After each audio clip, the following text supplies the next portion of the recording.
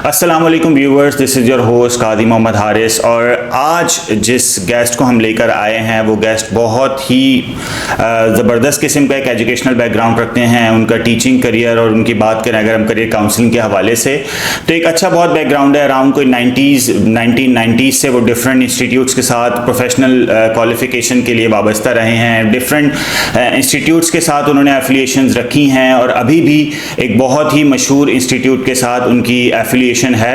हम उनसे बात करेंगे प्रोफेशनल क्वालिफिकेशन के हवाले से और आपको बताएंगे कि उनकी एक्सपर्टीज से आप किस तरह फ़ायदा उठा सकते हैं। प्लीज़ वेलकम कीजिए हमारे गेस्ट सर कासिम साहब को।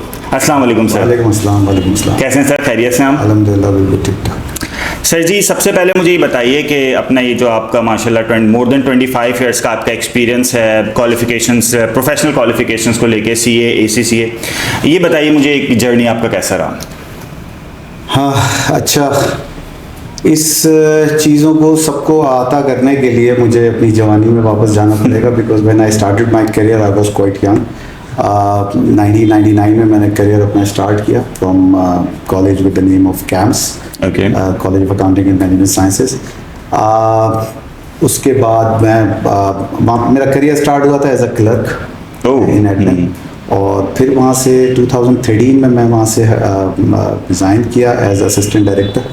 That was my journey over the period of time. और उसके बाद मैं दूसरे एक इदारे में आया that with the name of Alhamd academy.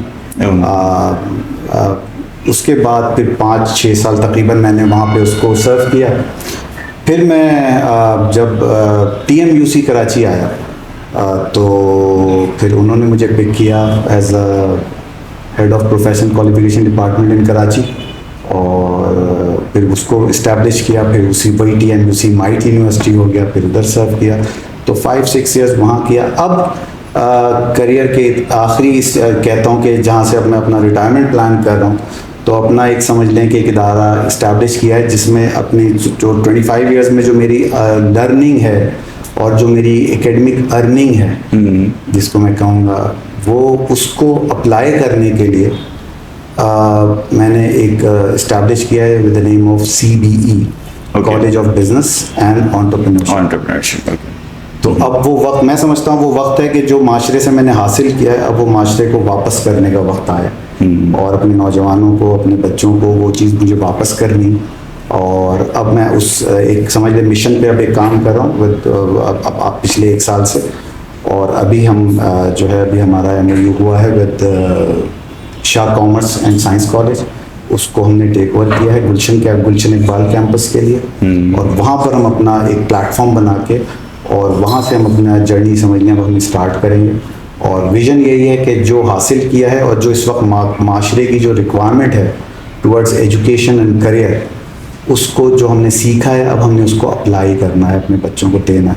Because learning is all about application. अगर आपकी लर्निंग में एप्लीकेशन नहीं है, अप्लाई नहीं कर रहे तो आपकी लर्निंग एक पीस ऑफ पेपर है, कुछ भी नहीं है। सही। तो अब मुझे वो वक्त वो वक्त है मैं समझता हूँ कि अब बच्चों को वापस करना है। विजन बहुत बड़ा है, इंशाल्लाह काम करेंगे, आगे बढ़ेंगे, बच्चे हमारे आगे जाएंगे तो सक्सेस होगी इंशाल्लाह। अच्छा सर, एक चीज़ बड़ी इंपॉर्टेंट है, यूजुअली स्टूडेंट्स के दिमाग में आती है कि ज़ाहिर है डिफरेंट जो है प्रोफेशनल क्वालिफिकेशन अभी CA ACCA SEMA XYZ, इसके अलावा यहाँ पे लोकल भी इंस्टीट्यूट्स हैं जो डिग्रीज प्रोवाइड कर रहे हैं, वो भी एज सच प्रोफेशनल क्वालिफिकेशन ही ज़ाहिर है अगर हम बात करें डिग्रीज़ की, MBAs की, BBAs की। सर आपको क्या लगता है कि क्या डिफरेंस है इन दोनों क्वालिफिकेशंस में और क्यों बच्चा प्रेफर कर सकता है किसी एक XYZ क्वालिफिकेशन को? देखिए, इस सवाल को मैं अगर आपके रिफ्रेस करूँ ना थोड़ा सा तो मैं तो ये देखूँगा कि एजुकेशन चाहे कोई सी भी हो क्यों लेनी चाहिए और क्यों ज़रूरी है। उसकी बहस बाद में है कि कौन सी। पहले तो ये देखना पड़ेगा ना कि एजुकेशन लेनी क्यों है। क्योंकि प्रॉब्लम जो मैंने अपने 25 ईयर्स में, मुझसे बहुत ज़्यादा एक्सपीरियंस लोग माशाल्लाह पाकिस्तान में हैं अभी और बड़ा काम हो रहा है मगर नतीजा नहीं निकल रहा है। आप ये देखें तो हम तो 70-75 साल से काम कर रहे हैं मगर नतीजा नहीं निकल रहा है। क्यों नहीं निकल रहा? उसके बहुत सारे अवामिल हैं। हम शहरों की बात करते हैं मगर हमारे कितने % आबादी शहरों में रहती है? कुछ भी नहीं। अगर हम अपनी पूरी आबादी की बात करते हैं तो हमारा तो विजन ही नहीं है। एजुकेशन दुनिया के अंदर नीड है, पाकिस्तान में लग्जरी है। वाकई पाकिस्तान में जैसे खाना खाना हमारी नीड है, ऑक्सीजन हमारी नीड है, एजुकेशन हमारी नीड है, पढ़ना। अब दूसरी बहस ये कि एजुकेशन है क्या। हमारे यहाँ एजुकेशन की डेफिनेशन क्या है एक नौजवान की नज़र में? कौन सी यूनिवर्सिटी की डिग्री है आपके पास?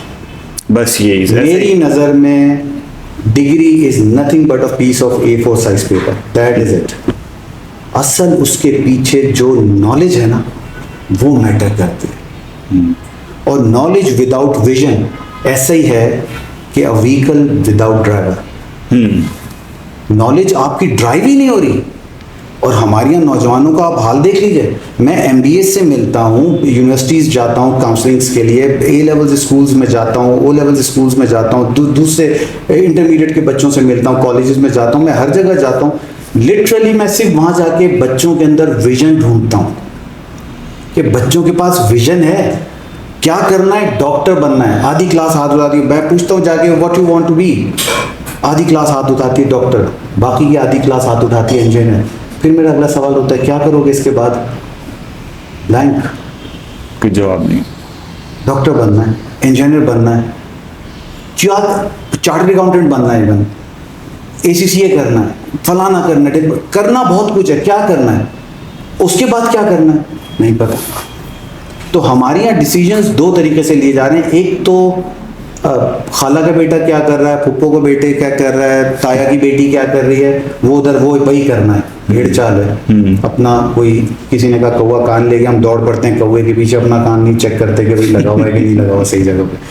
तो ये दूसरा, पेरेंट्स, जो पेरेंट्स खुद अपनी लाइफ में अचीव नहीं कर सके, वो चाहते हैं हमारा बच्चा कर ले। खुद नहीं डॉक्टर बन सके, बच्चे को डॉक्टर बनाऊंगा। खुद नहीं डॉक्टर इंजीनियर बन सके, बेटी को इंजीनियर बनाऊंगा। तो भाई आपके बच्चे आपकी ख्वाहिशात पूरा करने के लिए नहीं पैदा किए अल्लाह पाक ने। और दूसरा सबसे बड़ी मिथ एजुकेशन के हवाले से मैं आपको बताऊं, मेरा ख्याल है कोई ये बात नहीं करेगा, दुनिया का हर बच्चा खुदा का वास्ता पढ़ने के लिए नहीं पैदा हुआ। ओ सर, मैं बहुत जिम्मेदारी से बात कर रहा हूँ ऑनेस्टली। अच्छा। और शायद मैंने आपको कहा ना कि आप अभी किसी ने बात नहीं की होगी। हमने सोच लिया कि दुनिया का हर बच्चा पढ़ सकता है, पढ़ने के लिए पैदा हुआ है। पढ़ाई is something different, having skills of certain thing is a different game. Skills कहाँ जाएंगी? मेरी नज़र में वो भी क्वालिफाइड है जो कार के नीचे लेट के मैकेनिक आपकी कार बना रहा है ना, वो भी पढ़ा लिखा है उसको, मगर उसके मुंह में पान है, गुटखा है। अनफॉर्चुनेटली उसकी सोशल जो लाइफ है वो इतनी कल्चर्ड नहीं है, मगर उसकी नॉलेज एक मैकेनिकल इंजीनियर से कम नहीं है। तो व्हाट अबाउट नॉलेज? नॉलेज किधर गई? एक ने पढ़ के सीखा, एक ने करके सीखा। हाँ सही, बिल्कुल। मगर हम उसको डिक्लेयर ही नहीं करते, नॉलेज नहीं करते। और हमारे माशरे में वो वाइट कॉलर मिथ्स चल रही हैं कि जी वो इज्जतदार है जिसके कॉलर साफ हैं। तो ये इतना माशरा हमारा, तो ये जो सारा एक माइंड सेट है ना, उसने हमारे बच्चों का एप्टीट्यूड सेट कर दिया कि यूनिवर्सिटी जाना है। और यूनिवर्सिटी क्यों जाना है? कि डिग्री लेनी है, और उसके बाद क्या करना है? नौकरी करनी है। हाँ, नौकरी ढूंढनी है। छोकरी ढूंढना तो बात की बात है ना, पहले नौकरी ढूंढनी है। तो नौकरी ढूंढनी है। नौकरी ढूंढने के लिए हम पढ़ रहे हैं, हम तालीम हासिल करने के लिए तो नहीं पढ़ रहे। हमारा तो पहले दिन से मिशन ही नहीं है कि हमें एजुकेटेड होना है। एजुकेशन एप्लीकेशन, मैं बार बार ये कहता हूँ कि एजुकेशन नाम है एप्लीकेशन का, चाहे आप पढ़ के सीखें चाहे आप करके सीखें। आप डॉक्टर हैं, अपने ज़िंदगी के बेहतरीन 10 साल से पढ़ाई करता है डॉक्टर इंजीनियर ज़िंदगी, क्योंकि उसकी जर्नी शुरू होती है 9th क्लास से। पहले उसको पेरेंट्स कहते हैं मैट्रिक में अच्छा रिजल्ट आएगा तो जाके अच्छे कॉलेज में एडमिशन होगा। अच्छा जी मैट्रिक में पढ़ लिया, फिर अच्छे कॉलेज में एडमिशन, ओहो अब इंटर के बाद जब तक तुम वो टेस्ट नहीं, इंटर में अच्छा रिजल्ट नहीं आएगा तो टेस्ट में जाओगे, टेस्ट पास करोगे, फिर तो वो 4 साल 5 साल ये हो गया। उसके बाद जब वो अपनी यूनिवर्सिटी में जहाँ पे वो जाना होता है उसको, वो अच्छी यूनिवर्सिटीज़ में पहुँच जाता है मेडिकल की, उसके बाद वो फिर 5 साल मेहनत करता है। तो ज़िंदगी के जो बेहतरीन 10 साल हैं, 16 साल की उम्र से लेके और तकरीबन 24-25 साल की उम्र तक, वो ज़िंदगी के बेहतरीन 10 साल हैं किसी भी इंसान की। वो ज़िंदगी के बेहतरीन साल से 10 साल वो सिर्फ पढ़ रहा होता है। और उस डिग्री के बाद अगर वो घर बैठ जाए कि जी मेरे ससुराल वाली बच्चियाँ, मेरे ससुराल वाली इजाज़त नहीं दे रहे प्रैक्टिस करने को, तो कहाँ गई वो डिग्री? क्या फ़ायदा? वाकई क्या फ़ायदा? तो हमारे कॉलेज, हमारे पास तालीम का ना विजन ही नहीं है। मैं बता रहा हूँ, इसीलिए मैं कह रहा हूँ तालीम हमारी लग्जरी है। प्रिविलेज फैमिलीज के बच्चे पढ़ रहे हैं और जो बाकी जो फैमिलीज के जो लोग हैं वो नहीं पढ़े, क्योंकि उनके यहाँ मैंने बहुत साल पहले एक ऐसे स्कूल के साथ मैं वाबस्ता रहा था जो फ्री ऑफ कॉस्ट बड़े मज़ाफ़ाती इलाके में फ्री ऑफ कॉस्ट एजुकेशन दे रहे थे, और उसकी फीस हमने उस वक्त रखी थी 10 रुपए। जस्ट बिकॉज के फ्री में यूं नहीं करना चाह रहा था कि फ्री में चीज़ की वो बच्चे की जो है ना वो ख़त्म ना हो कि यार मैं तो फ्री में पढ़ रहा हूँ भाई, 10 रुपये दे रहा हूँ, हक से आए कि मैं 10 रुपये दे रहा हूँ, मेरा हक है स्कूल पे। आप यकीन करेंगे कि वो 10 रुपये देने के लिए पेरेंट्स तैयार नहीं थे, और इस वजह से, और हम जोर इसलिए नहीं दे रहे थे कि हमें वो 10 रुपये चाहिए था, हम जोर इसलिए दे रहे थे कि पेरेंट्स के पास उसकी वैल्यू है कि नहीं। वो 10 रुपये क्या 50 रुपये का की सिगरेट और 20 रुपये का पान खा रहा था वो मजदूर तबका, मगर बच्चे की तालीम के लिए 10 रुपये, क्योंकि उसके लिए वो ज़रूरी नहीं है। हाँ, प्रायोरिटी में ही नहीं है, ऐसे ही है। तो ऐसे में आप क्या करेंगे? माइंडसेट है, माइंडसेट से लड़ना बहुत मुश्किल है। आप कोशिश कर सकते हैं, कामयाबी तो ज़ाहिर है अल्लाह के हाथ में, मगर हम अगर शहरों की, शहरी ज़िंदगियों की बात करें जहाँ पे प्रिविलेज फैमिलीज़ हैं और अफोर्ड कर सकती हैं, क्योंकि आप देख रहे हैं कि हमारा जो अफोर्डेबिलिटी प्रॉब्लम, देखें पाकिस्तान का जो मसला है वो मैं समझता हूँ कि गरीब जो था वो कभी प्रॉब्लम में, जो बिल्कुल गरीब तबका है पाकिस्तान का, एक बिल्कुल जो गरीब तबका है वो पोस्ट कोविड और प्री कोविड की अगर मैं बात करूँ, पोस्ट कोविड गरीब तबके को फ़र्क नहीं पड़ा, क्योंकि वो तबका पहले भी मांग के खा रहा था, अभी भी मांग के खा रहा था। उसकी बेचारे की आपकी तो समझ लें कि जो सेल्फ स्टीम है वो है ही नहीं। जो अमीर तबका है उसको पहले भी फ़र्क नहीं पड़ रहा था, अब भी फ़र्क नहीं। हाँ, जो अपर क्लास, हाई क्लास, तो कौन मर गया इस पूरे सिनेरियो में? मिडिल क्लास मर गया, क्योंकि वो ना भीख मांग सकता है ना उसके पास पैसे हैं, तो बच्चों को क्या करेगा? तो मेरा अब जो मैंने जो बताया कि अब जो मेरा इदारा उसका विजन क्या है कि लेट्स अर्न विद लर्निंग, ये हमारा मोटिव है कि लर्न करना है कमाने के साथ। मैं उनको, जो मेरे पास इंटरमीडिएट का बच्चा आएगा, मैं मैट्रिक क्लास पे भी तवज्जो दे रहा हूँ कि इंटरमीडिएट के लिए जो बच्चा आएगा वो मैं उसको 2 साल के अंदर इंशाल्लाह इस काबिल करना है हमने इंटरमीडिएट के साथ। इंटरमीडिएट के बाद फिर वो तय करेगा कि उसने अपने क्या, वो काउंसलिंग फिर मेरे हाथों ही होगी उसकी, उसने क्या किस फील्ड में जाना है, कैसे, जैसे मैं उसका एप्टीट्यूड देखूंगा, उस लिहाज से 2 साल बहुत होते हैं एप्टीट्यूड चेक करने के लिए बच्चे का, कि वो किधर जाना चाहता है और उसके पास पैसे हैं कि नहीं। तो मुझे ये मेक श्योर करना है कि कल वो जाके ये कंप्लेन ना करे कि मेरे बाप ने मेरे लिए क्या किया। मैं उससे ये पूछता हूँ तुमने खुद अपने लिए क्या किया, पहले तो ये बताओ ना। तो वो 2 साल में मेरे पास वो इस काबिल होना चाहिए कि अपने लिए कम से कम 40-50 हज़ार रुपए की अर्निंग कर रहा हो, घर बैठे विद लैपटॉप। ऑनलाइन अब बिजनेस बहुत हैं, सिर्फ उनको गाइडेंस देनी है, उनको चैनल देना है, वो देख के उसको सारा ट्रेन करके 2 साल में मैं गैर महसूस तरीके से अपने कॉलेज में करूँगा ये सारी चीज़ें।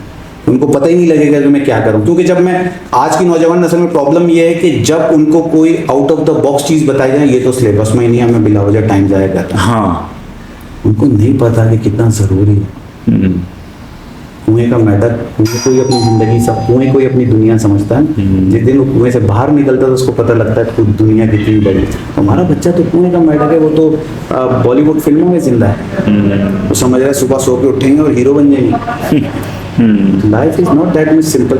तो असल में मेरा जो विजन है, मेरा जो मिशन है, वो माइंडसेट चेंज करने का है। ये मुझे पता है बहुत मुश्किल काम है और इतना आसान नहीं है ये काम करना, मुझे अंदाज़ा है, और शायद मैं अपनी ज़िंदगी में ना कर सकूं, मेरे बाद आने वाले लोग ये शायद कर पाएँ, मगर बहरहाल मैंने पहला कदम उठा लिया और मेरा काम बच्चों को तालीम देना है विद विजन। विजन के बगैर वही बात है, गाड़ी चल रही है विदाउट ड्राइवर, कहाँ जा, कहीं ना कहीं तो जाके डैमेज ही हो जाए, नहीं है उसको विजन नहीं है तो आपकी एजुकेशन बिल्कुल बेकार, आपको पता ही नहीं है आप क्या करना है क्या नहीं करना है। और मैं आपको पूरी जिम्मेदारी से बता रहा हूँ कि 25 सालों से मैं स्टूडेंट से मिल रहा हूँ, लाखों स्टूडेंट से मिल रहा हूँ, 90% स्टूडेंट के पास विजन नहीं है। अच्छी यूनिवर्सिटीज़ के बच्चों की बात बता रहा हूँ, विजन नहीं है, बाहर जाना है, ये विजन तो नहीं है। क्या अचीव करना है, हम अब हमारे बच्चे हिस्ट्री पढ़ रहे हैं, मगर जब उनसे पूछो, उनसे ऐसे लिखवा लो तारिक बिन ज़ियाद के ऊपर लिख देंगे, मगर जब तारिक बिन ज़ियाद के ऊपर डिस्कशन करो तो नहीं कर सकते। हाँ, वो एक ये लिमिटेड नॉलेज का हाल है, नॉलेज उतनी है जितना टीचर ने पढ़ा दिया या टीचर्स ने नोट्स दे दिए बस। हाँ, तो जब हम नोट्स बेस्ड पढ़ाई करेंगे तो फिर यही होगा। क्योंकि बच्चा क्यों पढ़ रहा है? एग्जाम पास करने के लिए पढ़ रहा है। एग्जाम पास क्यों करना चाहता है? डिग्री लेने। डिग्री क्यों लेना चाहता है? नौकरी। तो Pakistan need employers not employees. Pakistan को एम्प्लॉयर्स चाहिए, एम्प्लॉयज तो नहीं चाहिए। और पूरी दुनिया का सिनेरियो पोस्ट कोविड तो यही हो गया है। तो हम किधर फिट इन है? हमारा एजुकेशन सिस्टम पूरी दुनिया के एजुकेशन सिस्टम में अगर मिक्स करें तो हम हमारी स्टैंडिंग किधर है? दुनिया की टॉप 300 यूनिवर्सिटीज में हम किधर हैं? तो हमारी एजुकेशन स्टैंडिंग है नहीं। हमारे पासपोर्ट की वैल्यू क्या है दुनिया में आपको पता है। तो हमारा जो बच्चा है, नौजवान जो नस्ल है, ये किधर जाएगी? डिश वॉशिंग करना बाहर जाके तो विजन नहीं हो सकता किसी का। हाँ। और एक और मज़े की बात बताऊं, मेरे पास आते हैं बच्चे, पढ़ाई करनी है सर, ACCA करना है, UK जाना है, सर बताएं कैसे जाना है। मैं कहता हूँ बेटा चले जाना, मुझे पहले बताओ जाना क्यों है। ACCA करना है, UK जाना है। मैंने कहा बेटा क्या रिसर्च क्या है तुम्हारी, कैसे जाओगे, कौन सी यूनिवर्सिटी में जाओगे और उसकी कॉस्ट क्या है? सर ये कॉस्ट है और सलाह। मैंने कहा अच्छा ये बताओ कि ये माइक पाकिस्तान में फॉर एग्जांपल 10,000 में मिल रहा है, same mike, same brand, same colour, same quality, आप UK से जाके 1 लाख रुपए का लेकर आओ, फिर क्या करोगे? क्या फायदा? एक ही वही सेम चीज ना, मतलब 19-20 का भी डिफरेंस नहीं है। क्योंकि जो एक गवर्निंग बॉडी है वो बेशक इंग्लैंड से रन हो रही है, 179 कंट्रीज में ऑफर हो रही है, एग्जाम पैटर्न एक ही, एग्जाम एक ही, एग्जाम क्वेश्चन पेपर एक ही है। तो पाकिस्तान में पेरेंट्स आते हैं मेरे पास, मैं बच्चे से पूछता हूँ बेटा ये बताओ, क्योंकि ज़ाहिर है बाहर जाके जो पढ़ने की बात कर रहा है, UK जा रहा है, इधर उधर जा रहा है, तो वो प्रिविलेज फैमिली का है। मैं उससे पूछता हूँ बेटा ये बताओ कि अब्बा कहते हैं कि कमा के ला के दो, मुझे बिजली का बिल पे करना। कहता नहीं। मैं कहता बेटा अब्बा कहते हैं कि कमा के ला के दो, मुझे ग्रॉसरी डालनी है महीने की। कहते नहीं। मैं कहता बेटा अब्बा कहते हैं कि कमा के ला के दो, मुझे घर का किराया देना। कहते नहीं। मैं अम्मा कहती हैं बेटा खाना खुद पकाओगे तुम अपना? कहते नहीं। मैं अम्मा कहती है कि अपने कपड़े खुद धोगे? कहते नहीं। मैं कहा अच्छा मुझे कोई एक काम बताओ जो अम्मा अब्बा कहते हो कि ये करना है तुम्हें। कहते हैं सर कहते हैं सिर्फ पढ़ लो। बोला तुमसे यहाँ वो नहीं हो रही, और तुम बाहर जाके वो सारे काम जो तुम्हें नहीं कहते वो तुम्हें करना है, करने पड़ेंगे, और तुम कह रहे हो वहां जाके पढ़ लूंगा। बहुत जबरदस्त। कमा भी लूंगा, हाँ। घर का किराया भी दे दूंगा, बिजली का बिल भी दे दूंगा, ग्रोसरी भी डाल लूंगा, खाना भी पका लूंगा, कपड़े भी धो लूंगा, घर भी साफ कर लूंगा, सब कर लूंगा, और मैं पढ़ भी लूंगा, पढ़ूंगा भी। तो जादू है। तो मैं कह रहा हूँ ना, बच्चा हमारा बॉलीवुड की लाइफ जी रहा है अभी। वो 16-17 साल का बच्चा है ना, उसको लाइफ की, हम भी वैसे ही थे खैर, मगर ये था कि आगे जाके विजन। मुझे याद है मेरे फादर के पास मैंने जब से होश संभाला, मैं बड़ी औलाद हूँ अपने फादर की। मैंने जब से होश संभाला घर में गाड़ी थी, कार थी मेरे फादर के पास, मगर मुझे नहीं मिलती थी कार। मैं बस से जाता था स्कूल कॉलेज, मुझे नहीं मिलती थी। तो मेरे चचा कहते कि भाई क्या करते हैं, आपका बड़ा बेटा है गाड़ी है। तो मेरे फादर उस वक्त मुझे जैसे आज़त के साथ कि हर 16-17 साल का जो सबसे बड़ा दुश्मन होता है उसका बाप हो, तो उसको लगता है कि उसका बाप है, क्योंकि उसकी सुनता नहीं। तो मुझे भी लगता था कि मेरे फादर मुझसे क्यों दुश्मनी कर रहे हैं, क्यों नहीं मुझे फैसिलिटीज़ देते थे। तो मेरे चचा को कहते थे कि यार अगर मैं इसको सब कुछ दे दूंगा तो ये मेहनत किस चीज़ के लिए करेगा ज़िंदगी में। ओह, जब सब कुछ मैंने दे दिया तो फिर किस चीज़ के लिए मेहनत करेगा ज़िंदगी में। वो चीज़ मुझे उस वक्त नहीं समझ में आती थी। अब जब मैं खुद बाप बन गया हूँ, क्योंकि ये भी मुझे एक हकीकत समझ में आया कि आपको अपने पेरेंट्स की कदर उम्मन तब होती है जब आप खुद पेरेंट्स बनते हैं, तब आपको उनकी मुश्किलात पता लगती है ना कि उन्होंने कैसे पाला। और क्या हम तो बड़े आसानी से हमारे बच्चे पास स्टेटमेंट दे देते हैं, आप लोगों ने किया क्या, वो तो सारे पेरेंट्स वही करते हैं जो आप लोगों ने किया। हाँ, जब खुद पेरेंट्स बनते तो अंदाज़ा हो जाता है। तो ये वो सारी चीज़ें कि बहुत सारी चीज़ें टीच करती है आपको ज़िंदगी खुद, हर चीज़ बुक्स में नहीं मिलेगी। तो बहुत सारी चीज़ें खुद टीच करती है ज़िंदगी। तो जितना ज़िंदगी को एक्सपोजर मिलता जाता है आपकी लर्निंग खुद ब खुद बढ़ती जाती है। तो एजुकेशन जो है वो हासिल करना सबसे नंबर 1, अगर मैं इसको समराइज़ करूँ, अपनी बहुत लंबी मैं डिस्कशन होगी, अगर मैं इसको समराइज़ करूँ तो एजुकेशन हासिल करना ज़रूरी है। यस, बिल्कुल ज़रूरी है। क्यों ज़रूरी है ये क्वेश्चन है, डिफरेंट है। कि एजुकेशन नौकरी के लिए लेना है तो फिर मत लो, क्योंकि एक सेशन था वहाँ पे कूल एंड कूल के सीईओ आए हुए थे, तो वहाँ पे मैं जब बोला तो मैंने कहा यार MBS बैठे हुए थे सारे, मैंने कहा यार मैं अगर आप लोगों को उर्दू में एक चीज़ बोलूँ तो बड़ा अजीब सा वर्ड है, अंग्रेजी में चल जाता है, उर्दू में नहीं चलता। मैंने कहा कि यार कैसा अजीब सी बात है ना, हम इतना पढ़ते लिखते हैं टू बिकम अ नौकर। हाँ। हम एंटरप्रेन्योर नहीं बनना चाहते, हम नौकर बनना चाहते हैं कि मुझे नौकर बना लो प्लीज। उर्दू में तो नौकर ही कहेंगे ना, ऐसे क्या ही, कहेंगे? हाँ। मुझे नौकर बना लो। तो जरा उनका माथा ठंडा कि क्या बात कर रहे हैं। मैंने कहा मुलाजिम बिल्कुल मुलाजिम और सोफिस्टिकेटेड वर्ड लेने चाहिए। हाँ। मगर मैं जरा उसमें जाना नहीं चाहता था, मैं तो उनको और बेइज्जत करना चाहता हूँ बच्चों को, कि जब असल में हमारा बच्चा बेइज्जत होता है तो फिर उठता है। हाँ। जब भी मैं कोई सेशंस लेता हूँ तो 15 मिनट तो मैं पहले अच्छी बेइज्जतियाँ करता हूँ, क्योंकि मैंने भी वो बेइज्जतियाँ झेली हैं, तब बना हूँ, बहुत ज़्यादा झेली हैं। और लाइफ का ये मेरा ख्याल है सबसे बड़ी टीचिंग जो होती है ना, वो बेइज्जती होती है। बेइज्जती से इंसान सबसे ज़्यादा मोटिवेट होता है। तो और चार्टर्ड अकाउंटेंसी प्रोफेशन में और जो ये प्रोफेशनल अकाउंटिंग प्रोफेशन में तो बहुत ज़्यादा ये होता है, तो सीखता है बहरहाल। तो ये होता है कि फिर बच्चे खेलते हैं कि यार शबर जैदी साहब के साथ के एक प्रोग्राम में था मैं, तो उन्होंने कहा कि पूरे पाकिस्तान के जो स्टार्टअप्स हैं उसकी स्टडी उन्होंने की। उन्होंने कहा कि मैं पूरी जिम्मेदारी से बता रहा हूँ 90% स्टार्टअप्स उस वक्त बंद होते हैं जब वो चलने वाले होते हैं। ओ यानी अपना ग्रे एरिया निकाल चुके होते हैं वो, और 90% वो बड़ा खूबसूरत शेर है इसके ऊपर के हसरत पे उस मुसाफिर बेकस के रोई है जो थक के बैठ जाता हो मंजिल के सामने। ओह जबरदस्त। हाँ। तो ये है कि उस वक्त हम गिव अप करते हैं जब वो ग्रे पीरियड हम निकाल चुके होते हैं, और अब वो ब्रेक इवन टच करना होता है, क्योंकि हर चीज़ का एक लाइफ का ना एक स्पैन है, वो सर्कल पूरा होगा, उसके बाद फिर आपके आगे बढ़ेंगे। ऐसे मतलब पौधा एक बच्चा पैदा होते ही चलना नहीं शुरू करेगा, जब तक वो एक सर्टेन एज पे नहीं पहुंचेगा तो पहले वो बैठेगा, फिर पहले तो करवट लेगा, फिर बैठेगा, फिर पकड़ के खड़ा होगा, फिर आहिस्ता आहिस्ता स्टेप लेगा, और एक वक्त आएगा जो दौड़ना शुरू हो जाएगा। मगर हम बिजनेस हमारे यहाँ क्योंकि इतनी जल्दी में है कौम, हम चाहते हैं कि कल खोला आज प्रॉफिट नहीं आया, अरे यार 3 महीने हो गए प्रॉफिट नहीं आया, बंद करो। और फिर हमारे यहाँ माशाल्लाह जो मशवरा देने वाले लोग वो और हर आदमी हर गली के कोने। जब मैं अपने बच्चों को किसी को ACCA CA में किसी में प्रोफेशनल अकाउंटिंग में जब एडमिशन देता हूँ इंटरव्यू करने के बाद, क्योंकि मैं इंटरव्यू ज़रूर करता हूँ एडमिशन से पहले, क्योंकि मुझे देखना होता है कि प्रोडक्ट है कि नहीं। क्योंकि एडमिशन लेना मैं समझता हूँ कि मेरे ऊपर एक जिम्मेदारी है।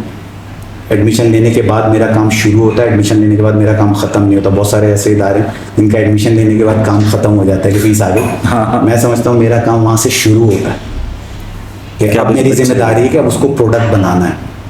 तो मैं पहले चेक ही करता हूँ कि मैं उसको प्रोडक्ट बना सकता हूँ कि नहीं, मैं इस काबिल हूँ कि नहीं। मेरा स्टूडेंट तो ज़ाहिर है शायद काबिल हो, तो मुझे देखना होता है कि मैं इसको प्रोडक्ट बना सकता हूँ कि नहीं।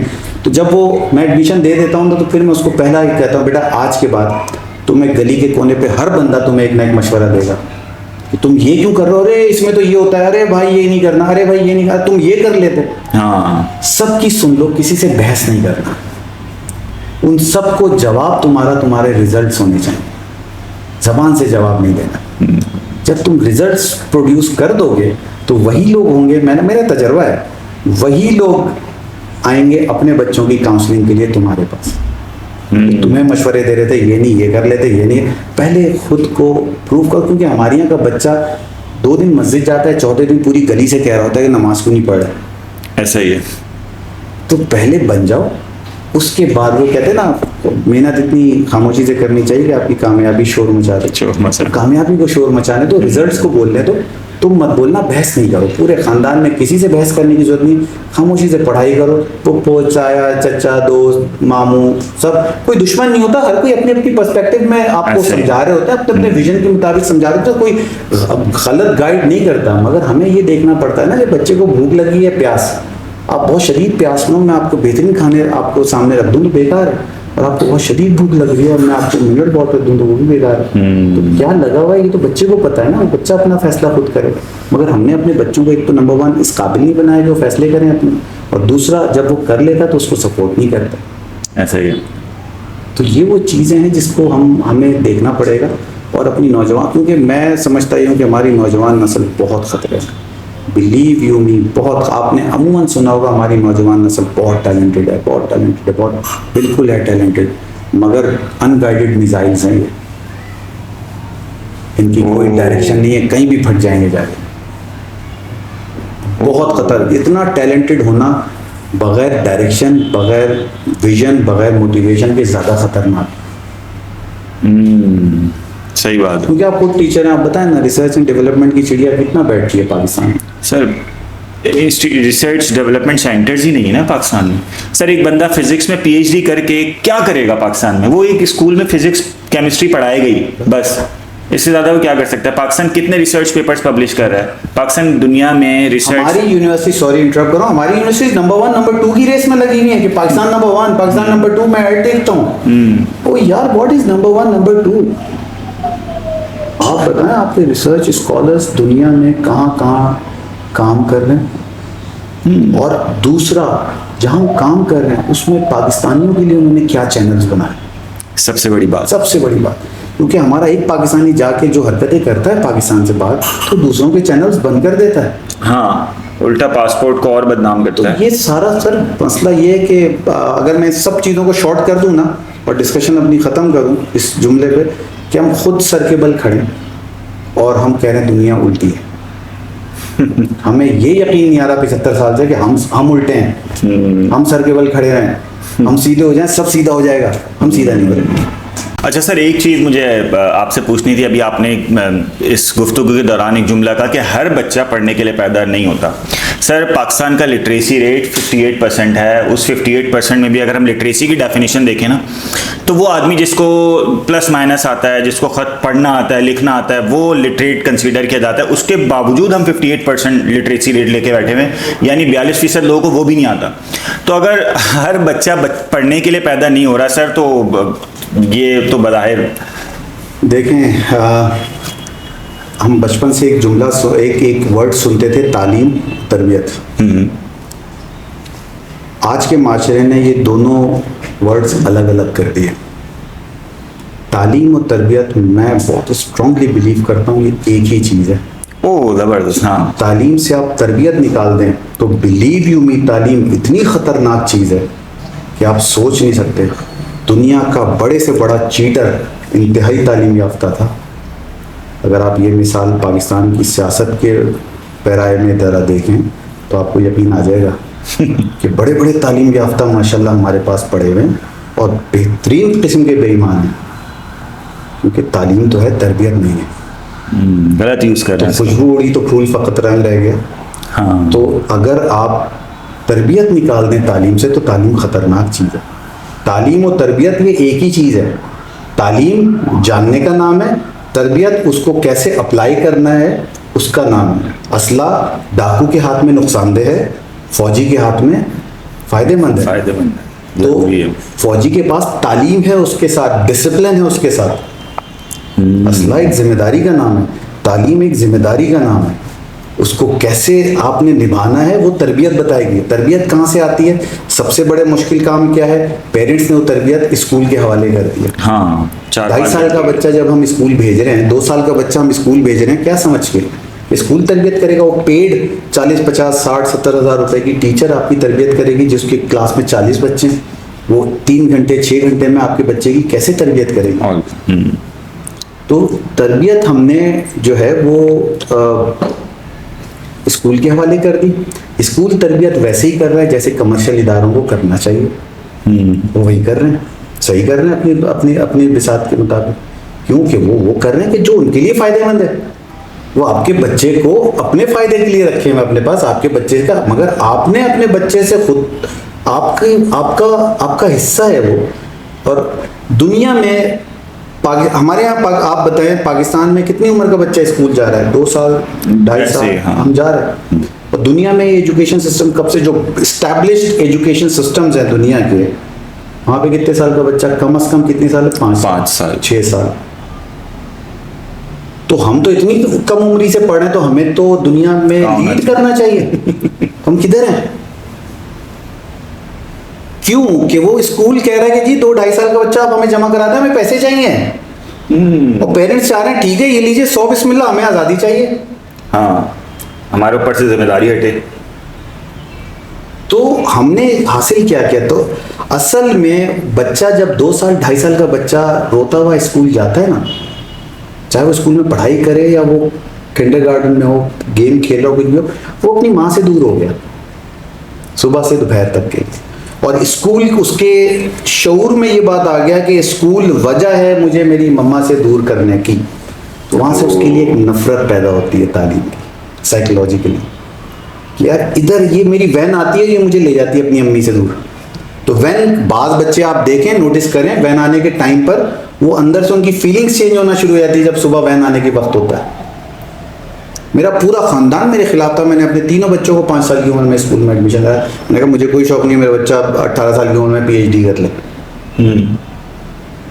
मैंने 5 साल की, पूरा ख़ानदान कहा क्या हो गया, पागल हो गया क्या? मैंने कहा हाँ भाई मैं पागल हूँ आज। मगर मेरे बच्चा एक दिन भी स्कूल रोता हुआ नहीं गया, वो शौक से स्कूल गया। आज तक जब स्कूल की छुट्टियां होती हैं तो वो बोर होते हैं कि वो आज स्कूल नहीं जाना। तो उनको वो स्कूल से दुश्मनी नहीं पैदा होने दी मैंने, कि स्कूल के साथ दुश्मनी नहीं करनी हमें। वो दुश्मन, मैं खुद 2.5 साल की उम्र में स्कूल गया हूँ, तो स्कूल से जब हम फिर मैट्रिक करके निकले तो पंखे टेढ़े करके निकले क्लास में। तो ये वो दुश्मनी होती है जो मैट्रिक या O-लेवल A-लेवल के बाद निकलती है। तो नहीं पैदा करें दुश्मनी तालीम का। तो ये तो एक बात हो गई। दूसरी जो आपकी वो जो बात है ना कि हर बच्चा पढ़ने के लिए नहीं पैदा हो, एप्टीट्यूड्स हमारे यहाँ चेक ही नहीं करते। मेरे पास करियर में बाखुदा मेरे पास एक पेरेंट्स आए थे CA का एक स्टूडेंट लेके कि जी हमारा बेटा इसको CA करना है। मैं उससे बात कर रहा हूँ, उसको काउंसलिंग कर रहा था, तो वो यूँ बैठा हुआ था बिल्कुल जैसे सुन का इंजेक्शन लगा के आया हुआ। तो मैंने पेरेंट्स को कहा थोड़ा देर आप जरा बाहर तशरीफ रखें, मैं अकेले आपके बेटे से बात करना चाहता हूँ। तो वो बाहर बैठे, तो मैंने कहा बेटे अब बताओ, मैं और तुम अकेले बैठे, अब बताओ मसला क्या है? तो कह रहेगा सर मुझे शेफ़ बनना है, ये मुझे CA कराना चाहते हैं। मैं सर पकड़ के, बिलीव यू मी, अच्छी फैमिली, पढ़ी लिखी फैमिली, ये मैं किसी जाहिल फैमिली की बात नहीं कर रहा। मैंने आपको शुरू में कहा ना, हम बच्चों में अपनी ज़िंदगियां ढूंढ रहे होते हैं कि हम क्या बनना चाह रहे थे, हम तो नहीं कर सके, बच्चा करेगा। तो मैंने कहा अच्छा बेटा अब तुम बाहर बैठो और अम्मा अब्बा को अंदर भेज दो। तो मैंने 45 मिनट्स बैठ के अम्मा अब्बा की काउंसलिंग की, क्योंकि पेरेंटिंग भी नहीं है हमारे मुल्क में। हमें नहीं पता कि पेरेंट्स कैसे बनना है, अच्छा पेरेंट्स क्या होता है। तो बैठ के मैंने उनको बताया, मैंने कहा भाई सौतेला बेटा है? कह रहे नहीं। मैंने कहा क्यों दुश्मनी कर रहा है? ये CA कर ही नहीं सकता, और कर भी लेगा तो जिस लेवल का ये चार्टर्ड अकाउंटेंट बनेगा कुछ नहीं करेगा। तो आप क्या समझ रहे हैं शेफ को के बावर्ची है? तो वही कंसेप्ट वही है, बावर्ची है। बैठ के समझाया सब। यकीन करें, मैं इदारे का नाम नहीं लेता, 2 बड़े इदारे थे उस वक्त, हॉस्पिटैलिटी बड़ी अच्छी करा रहे थे। मैंने वहाँ फ़ोन कर उनको समझा के, फ़ोन करके वहाँ पे एडमिशन उनका कंफर्म करा के, क्योंकि वहाँ पे मेरे दोस्त लोग काम कर रहे थे, कुछ जानने वाले, क्योंकि एजुकेशन की फील्ड में तो जान पहचान हर जगह से हो जाती है। तो वहाँ पे उनको कहा कि भाई दोनों इदारे जाके आप देख लें, जो आपको पसंद आए वहाँ पे जाके एडमिशन कराया था। उन्होंने एडमिशन करा के मुझे फ़ोन किया कि भाई हमने करा दिया। मैंने कहा भाई अब वो जो बनेगा ना, वो एक अच्छे लेवल का बनेगा शेफ़, और वो पूरी दुनिया में अब ये है कि वो कह रहे हैं कि बावर्ची बन जाएगा। हाँ लोग, तो ये डिफरेंस है कि उनको चाहिए IBA की डिग्री, उनको चाहिए चार्टर्ड अकाउंटेंसी का सर्टिफिकेट, उनको चाहिए ACCA का सर्टिफिकेट कि जी मेरा बेटा ये पढ़ा हुआ शेफ़ किया हुआ शेफ़ बना। आप देखें दुनिया में कोई कितने 70-80 हज़ार प्रोफेशन है, पाकिस्तान, इंडिया, बांग्लादेश तक आते आते कोई ये 15-20 हज़ार प्रोफेशन रह जाते हैं, क्योंकि बाकी सबको हमने दिमाग से निकाल दी कि तो प्रोफेशन है ही नहीं। टैक्सी ड्राइवर की क्या वैल्यू है आपके दिमाग में? कुछ भी नहीं। हाँ, कसाई की क्या वैल्यू है आपके दिमाग में? एक जो मेड है जो आपके घर में आती है, उसकी क्या वैल्यू है, क्या वर्थ है आपके दिमाग में? कुछ भी नहीं। मगर जरा 2 दिन उसके बगैर गुजार के देखिए घर में, वो वैल्यू, एक्चुअल वैल्यू वो है उस मेड की। तो हमारे यहाँ प्रोफेशंस को सत्यानाश कर दिया। प्रोफेशन हमारे यहाँ डॉक्टर, इंजीनियर, चार्टर्ड अकाउंटेंट, ये फलाना, ये 4-5-8 बन गए हैं और वही बस चल रहे हैं। अब सारे बच्चे डॉक्टर्स बन गए, जितने बनने थे इंजीनियर्स बन गए, अब मारे फिर रहे हैं। तो ये मेरा मतलब था कि जो बच्चे का एप्टीट्यूड है, स्किल्स डेवलपमेंट के ऊपर काम नहीं है। पाकिस्तान में स्किल्स पे, हम स्किल्स को पढ़ा लिखा मानते ही नहीं ना। कारपेंटर हम उसको नहीं समझ नहीं मानते। आपकी जिंदगी के फर्नीचर निकाल दें जरा, जिंदगी से गुजार लें जिंदगी। इमेजिनरी वर्क करने वाले लोग घर बना लें उसके बगैर। सिविल इंजीनियर ईंट गारे का काम तो नहीं करेगा आपके पास आगे। हाँ। तो हर शोबा जिंदगी का ज़रूरी है। हमारे यहाँ ये जो क्लास डिफरेंस है ना, मेरा टेलीविज़न पे कई साल पहले एक इंटरव्यू था, लाइव शो था एक घंटे का।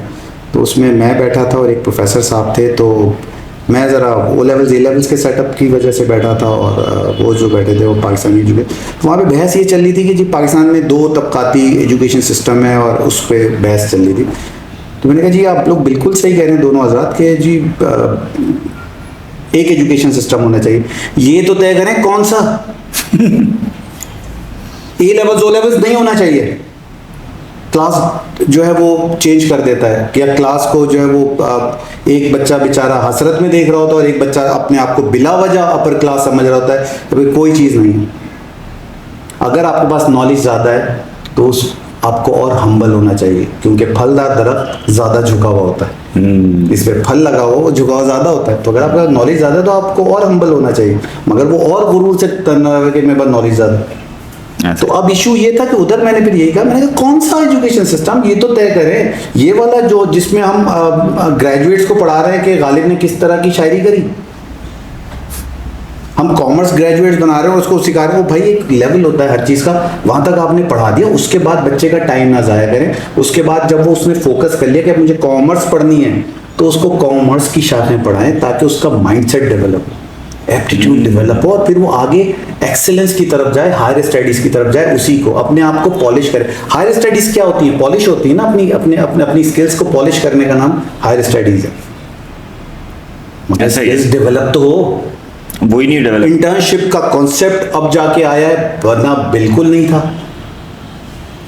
बच्चियों में अभी भी वो कॉन्सेप्ट बहुत पीछे कि जब तक आप अपनी नॉलेज को अपने एक्सपीरियंस के साथ ब्लेंड नहीं करेंगे, आपकी नॉलेज कंप्लीट ही नहीं होगी।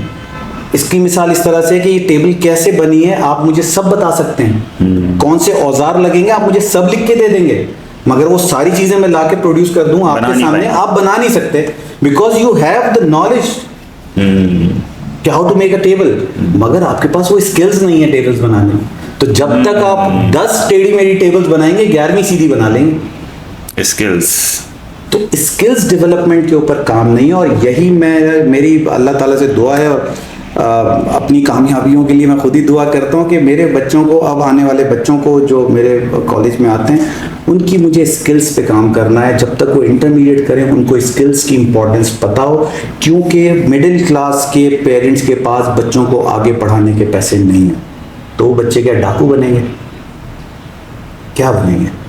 स्किल्स अगर उनके हाथ में होगी तो दुनिया में कहीं भी जाएंगे, क्योंकि आगे स्किल्स का दौर आ रहा है। आर्टिफिशियल इंटेलिजेंस के बाद स्किल्स को आर्टिफिशियल इंटेलिजेंस रिप्लेस नहीं कर सकती,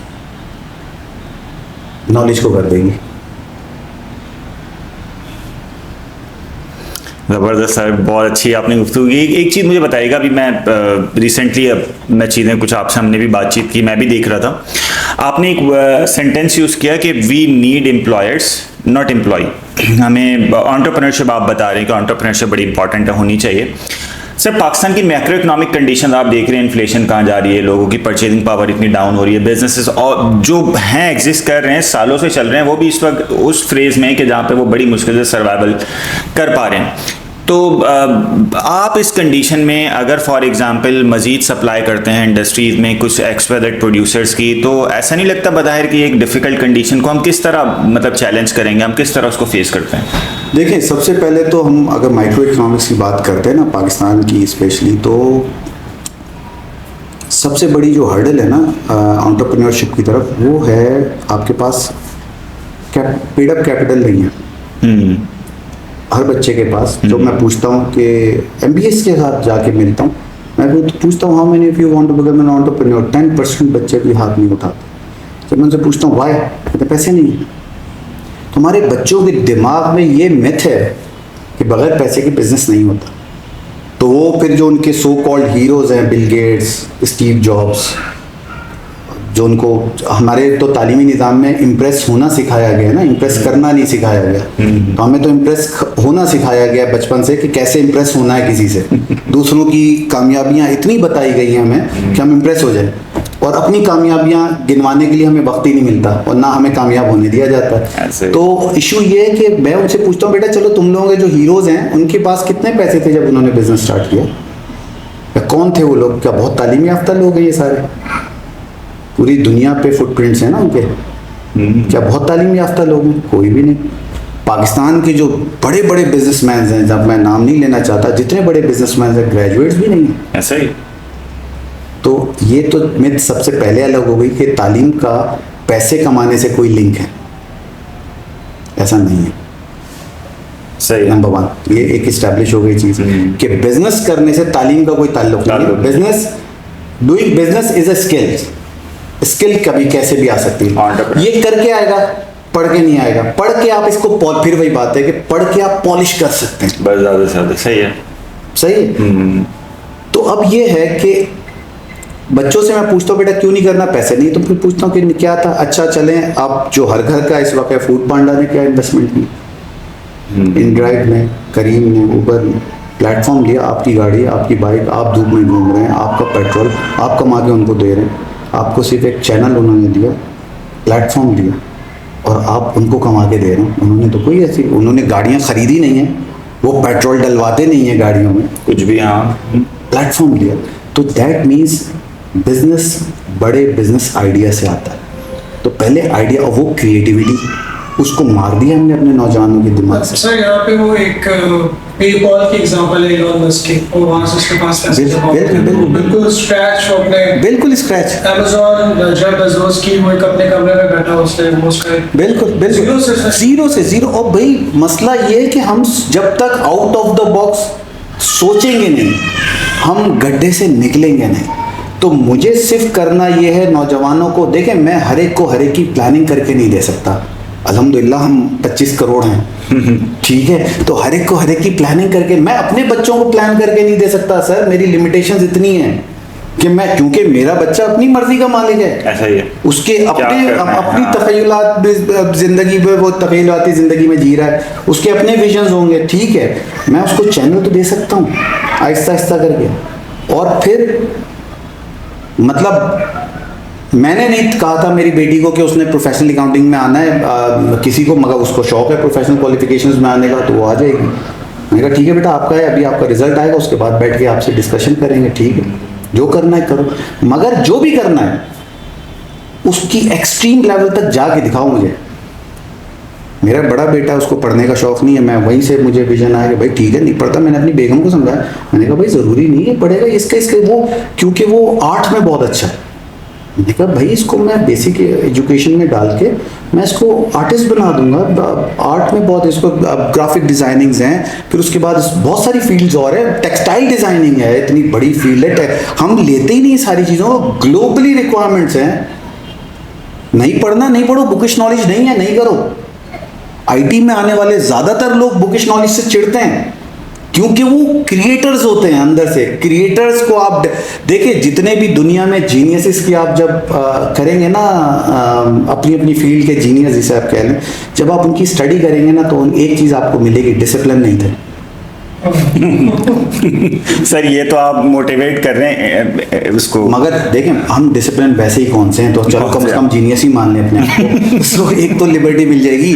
तो इशू ये है कि वो क्यों नहीं थे, क्योंकि वो बॉक्स में बंद हो ही नहीं सकते, दरिया को कूजे में नहीं बंद कर सकते आप। मैं भी मतलब जीनियस हूँ, उसका मतलब बिल्कुल। अच्छा सर, कोई अपनी फील्ड में सर ये कहना तो आसान है कि करना पड़ेगा कि आप जीनियस।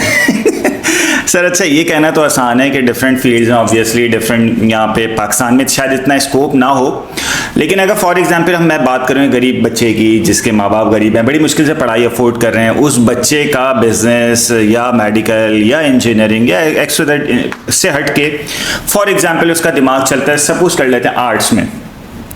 अब वो बच्चा आर्ट्स में इंटरेस्ट रखता है, पढ़ना चाहता है, लेकिन चूंकि आर्ट्स के स्कूल्स बहुत अच्छी खासी फीस ले रहे हैं, अच्छे खासे महंगे हैं, वो बच्चा उन स्कूल्स को अफोर्ड नहीं कर पा रहा, और अगर वो किसी सस्ते स्कूल से पास आउट होता है तो उसको शायद वो जॉब नहीं मिल पाएगी जिसका वो हकदार है अपने इंटरेस्ट होने के बावजूद। तो सर क्या ऐसा नहीं होगा कि ये साइकिल इस तरह चलता रहेगा और ये शख्स बोलेगा कि यार मैं क्यों इसमें आ गया, इससे बेहतर ये नहीं कि मैं किसी ऐसी फील्ड में जाता जिससे मुझे पैसे तो कम से कम मिल जाते। देखें, इशू ये है सर कि जब आप सच्चे दिल से कोशिश करते हैं ना तो आपको हेल्पिंग हैंड्स मिलते हैं। बाज़ बच्चे बहुत अच्छी कोशिश, इल्ला माशाल्लाह की मैं बात नहीं करता, मगर जब आप कोशिश करते हैं ना बड़े, मैं आपको बताऊं, मेरे पास रिक्शे वाले की बेटी ACCA क्वालिफाइड है, नंबर का बेटा चार्टर्ड अकाउंटेंट है, और रिक्शा वाले की बेटी अब कनाडा शिफ्ट हो चुकी है पूरे फैमिली के साथ।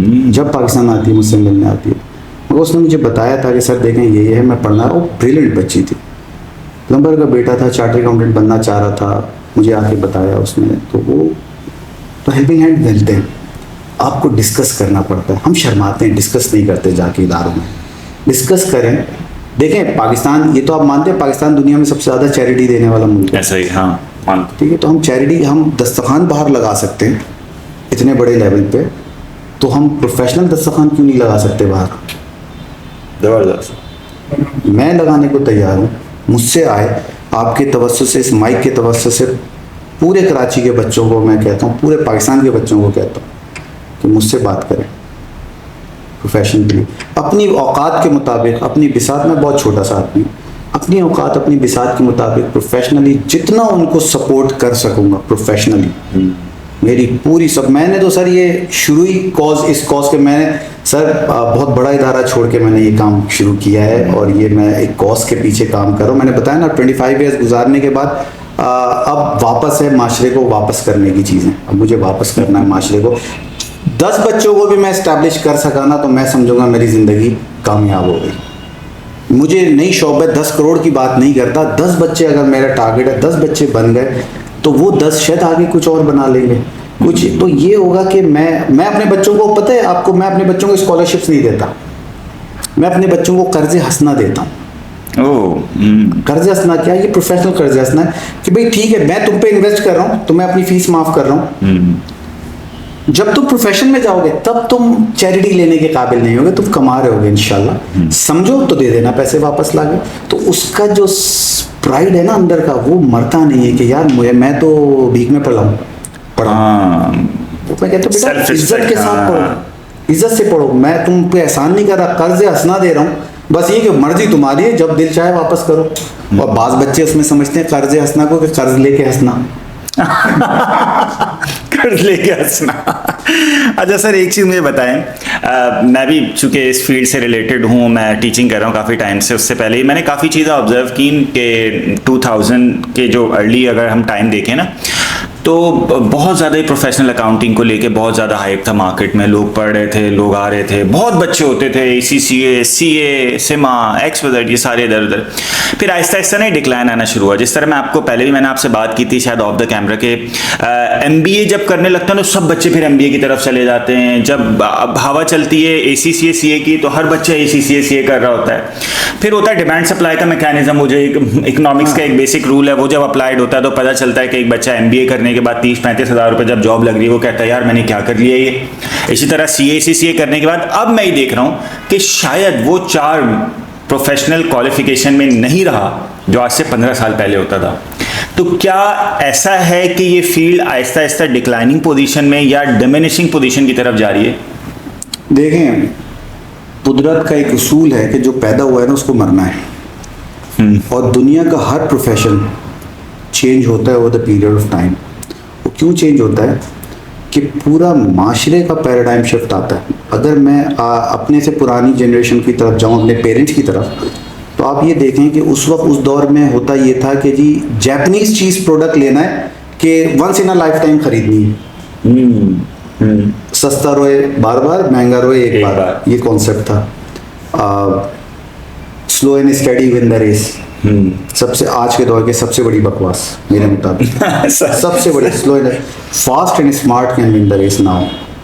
आपने तो बचपन से जो बुनियादें हमने गलत चल रही है भाई, बिल्कुल गलत चल रही है। वही तो देखें, मैंने सिर्फ मैंने आपको पहले भी बताया, मैं पढ़ के नहीं सीखा, मैं करके सीखा। मैंने क्लर्क लेवल से स्टार्ट किया, तो नीचे से, और असिस्टेंट डायरेक्टर, जनरल मैनेजर, इन सारी पोजीशंस में। तो मैं वो बंदा हूँ जिसने नोटिस बोर्ड पे नोटिस भी लगाए, और वो बंदा हूँ जिसने नोटिस पे साइन भी किए। तो मुझे नीचे से ऊपर तक की जो हायरार्की के जो माइंडसेट है ना, वो पता है।